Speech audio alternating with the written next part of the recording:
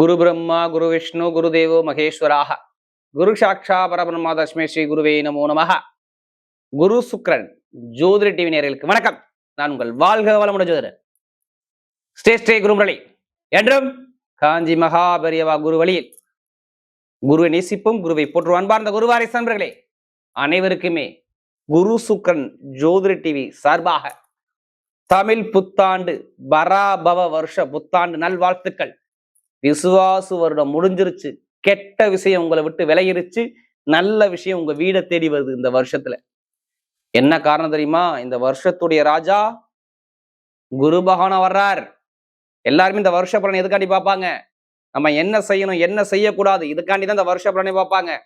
அனைவருமே உங்களுடைய பிறப்பு ஜாத சுயஜாத செக் பண்ணி பாருங்க. இந்த வருஷத்துல நிறைய மாற்றங்கள் வரும். இந்த வருஷத்துடைய பெயர் பராபவன அவசர நிலை. திடீர்னு உங்க வாழ்க்கையில வெற்றி கிடைக்கலாம்.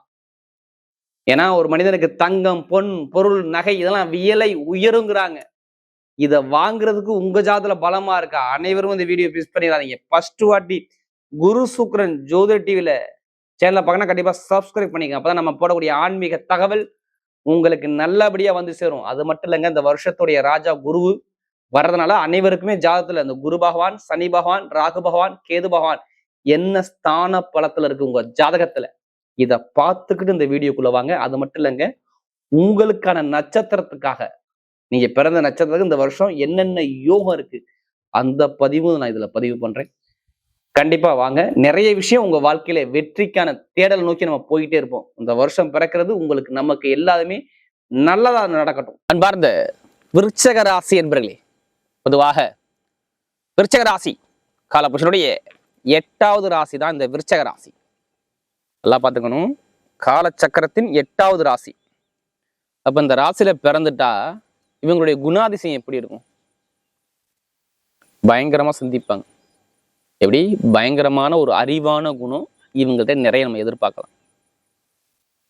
பிரம்மாண்டமான கற்பனை, அறிவான குணம், திறமையான குணம், ஆழ்ந்து ஒரு விஷயத்தை சிந்திச்சு அடையக்கூடிய குணம் விருச்சகத்துக்கிட்ட எப்போதுமே இருக்கும்.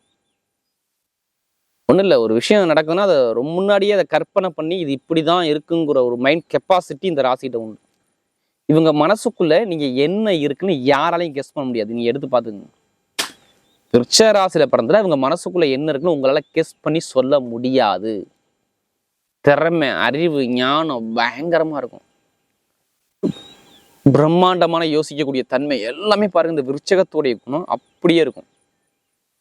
எல்லா கலைகளையுமே டக்குன்னு அதை டக்குன்னு பிடிச்சுக்குவாங்க. இதான் விருச்சகத்துடைய கெப்பாசிட்டி. அப்படிப்பட்ட விருச்சக ராசி என்பவர்களுக்கு வரக்கூடிய தமிழ் புத்தாண்டு பலன் நல்லா தெரிஞ்சுக்கணும்.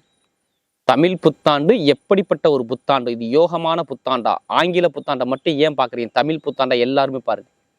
உங்க ஜாதகத்துல தயவு செய்து இந்த வருஷம் பிறந்தாவே உங்க ஜாதகத்தை எடுத்து நீங்க பாத்துக்கோங்க. இந்த வருஷம் என்ன செய்யணும் என்ன செய்யக்கூடாது கண்டிப்பா செக் பண்ணிக்கங்க. ஏன்னா நிறைய விஷயங்கள் இந்த வருஷத்துல உங்களுக்கு சூப்பரான ஒரு அனுகூலமான ஒரு நேரமா இருக்கு. இந்த வருஷம் எல்லாமே செம்மையா இருக்கு. ஒன்றும் இல்லைங்க, 4 கிரகத்தை வச்சுதான் நம்ம மையப்படுத்தி சொல்ல முடியும். ஒன்று குரு பகவான், சனி பகவான், ராகு பகவான், கேது பகவான். இதில் எல்லாமே ஃபேவரேட்டா இருப்போம். எந்த கிரகம் உங்களுக்கு பலவீனமே கிடையாது. உங்களுக்கு பாருங்க, 9ஆம் இடத்துல குரு வர்றாரு. இந்த வருஷத்துல குரு பகவான் மட்டும்தான் பயிற்சி ஆகிறாரு. இது எந்த கிரகம் இல்லை, குரு உங்க ராசியை பார்க்கறாரு. இந்த ஒரு விஷயத்தை வச்சுதான் உங்களுக்கு நல்ல யோகம் இருக்குன்னு நான் சொல்றேன். இந்த வருஷம் எல்லாமே சூப்பரா இருக்கும். உங்களுக்கு 5ஆம் பாவத்துல சனி பகவான், அந்த சனி பகவானை குரு பகவான் பார்க்கிறார்.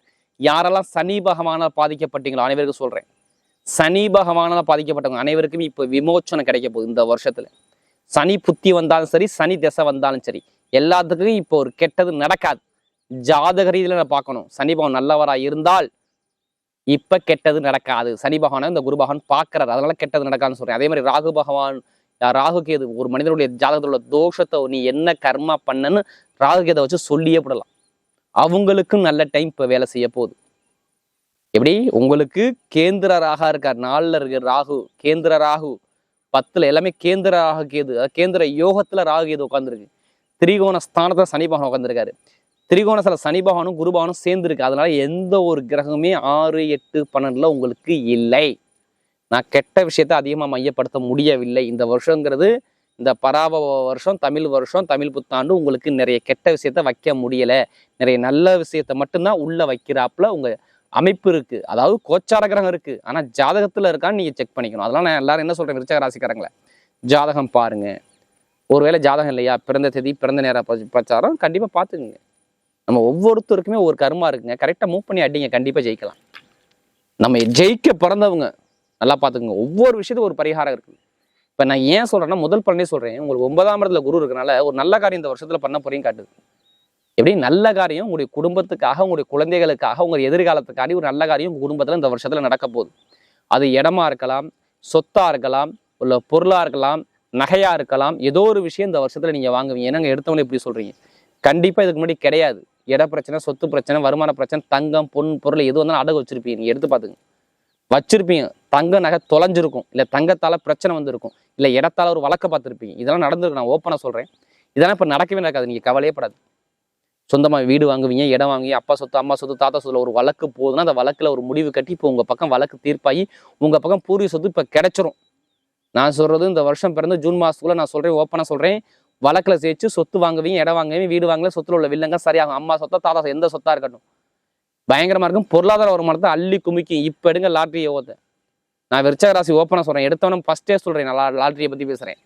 கண்டிப்பாக அடிக்கும் பாருங்க. உங்களுக்கு அதான் இல்லை நகையாக வரும், இல்லை இடமா வரும், இல்லை பணமாக வரும். இதில் 3 விஷயம் உங்களுக்கு இந்த வருஷத்தில் இருக்குது. ஏங்க இப்படி என்ன காரணம்? இதை எதை வச்சு நீங்கள் சொல்ல போகிறீங்க? என்ன காரணம்? பஞ்சமாதிபதி உங்கள் ராசியை பார்க்குறாரு. 5ங்கிறது உழைப்பு இல்லாத கஷ்டப்படாத வருமானம். திடீர் அதிர்ஷ்டம் 5ஆம் இடத்துல இருக்குது.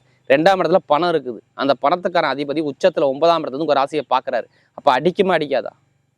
சொத்து கிடைக்குமா கிடைக்காதா? இடம் வருவீங்களா, வாங்குவீங்களா, வாங்க மாட்டீங்களா? இது நான் காரணம் இல்லாமல் சொல்ல, ரீசன் சொல்கிறேன். இதுதான் காரணம்.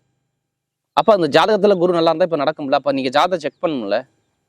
மேல் படிப்பு, பட்ட படிப்பு, எல்லாரும் சொல்கிறேன் நான். மேல் படிப்பு, பட்ட படிப்பு, எந்த சம்மந்த படிப்பு கல்வியாக இருக்கட்டும், நீங்கள் அதிக மதிப்பெண் பாருங்கள். அந்த லிஸ்ட்டு எடுத்து பாருங்கள். நீங்கள் எக்ஸாமில் அதிக மதிப்பெண் வாங்குறது நீங்களாக இருப்பீங்க. அடுத்து என்ன பண்ணலாம், என்ன படிப்பு படிக்கலாம்ங்கிற திங்க் பண்ணி மைண்டில் ஓட ஆரம்பிச்சிடும். ஆனால் படிப்புகளே டாப்பாக வருவீங்க. இந்த வருஷம் ஃபுல்லாக சொல்கிறேன்.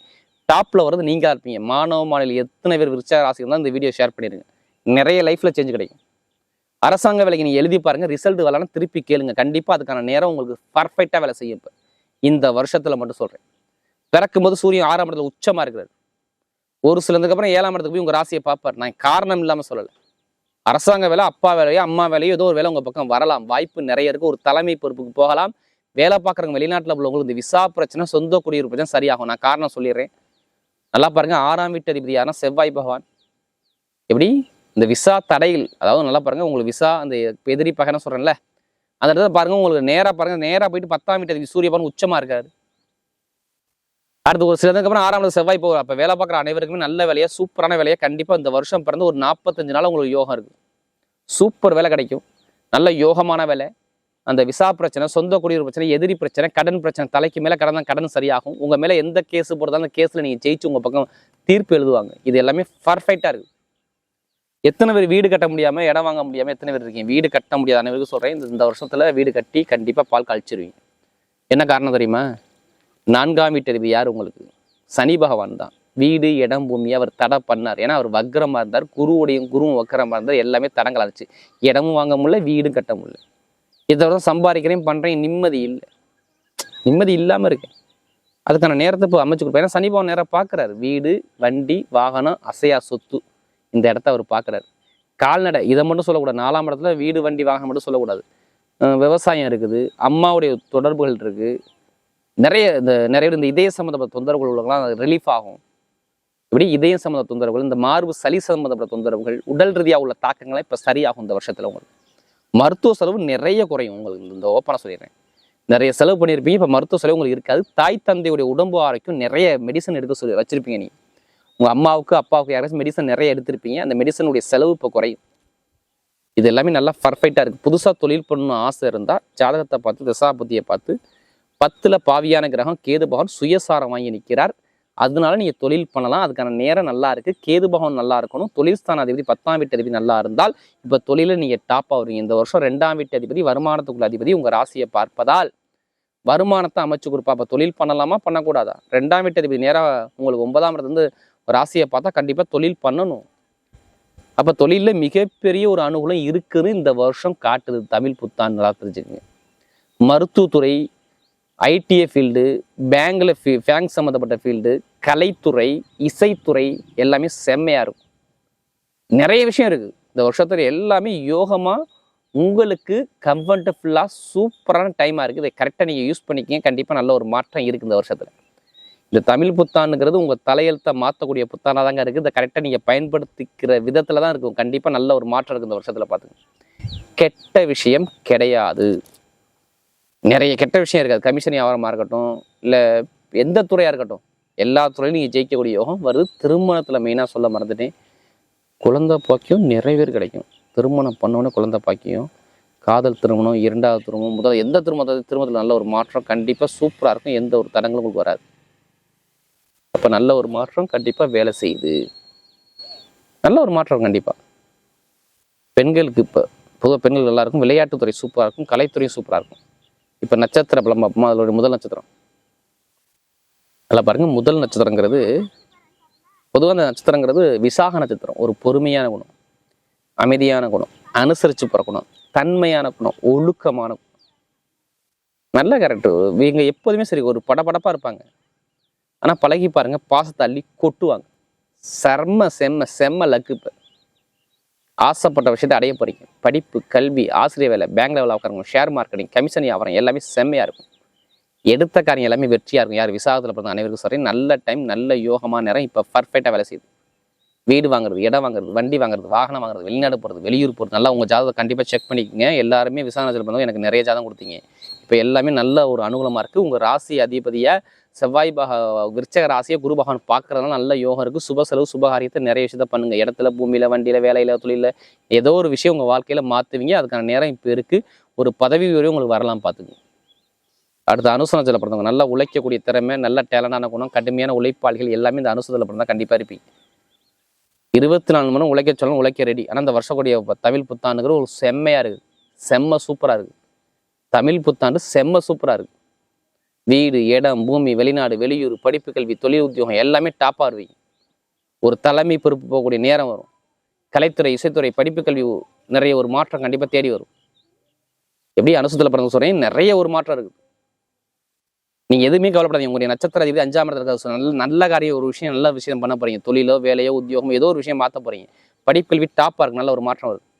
அடுத்து கேட்டகரி பார்த்தவங்க பயங்கரமான ஒரு புத்திசாலி குணம் இருக்கும். யார்கிட்ட எப்படி பேசணும், யார்கிட்ட எப்படி பண்ணணும், எந்த காரியத்தை எப்படி பேசி சாத்தியம் சொல்லி பயங்கரமான டேலண்டான குணம் உங்களுக்கு நிறைய இருக்கும். எது வந்தாலும் பயப்படாதீங்க. கேட்டகரி எல்லாருக்குமே யோகமாக இருக்குது. ஐடிஐ ஃபீல்டு, பேங்க் லெவலில் உட்காருங்க, ஷேர் மார்க்கெட்டிங், கமிஷன் வியாபாரம் இதெல்லாமே சூப்பராக இருக்கும். கலைத்துறை, இசைத்துறை, பட்டய கலப்பு யார் கேட்டகரி பார்த்தவங்க அனைவருக்குமே கோட்டை கட்டி வாழக்கூடிய நேரம் இப்போ அமையுது. நீங்கள் தைரியமாக இறங்கிடுங்க, எல்லாமே வெற்றியாக வரும். தோல்விக்கான நேரம் உங்களுக்கு கிடையாது. கேட்டகரி பார்த்தவங்க சொல்கிறேன், தோல்விக்கான நேரம் உங்களுக்கு நேரம் கிடையாது. நல்ல ஒரு மாற்றம் கண்டிப்பாக இப்போ வேலை செய்யும். நல்ல ஒரு அனுகூலம் தேடி வரும். பாருங்க, வரக்கூடிய தமிழ் புத்தாண்டு பலன் விருச்சக ராசியை பொறுத்தவரை மிகப்பெரிய ஒரு விபரீத ராஜயோக புத்தாண்டாகவே அமைகிறது.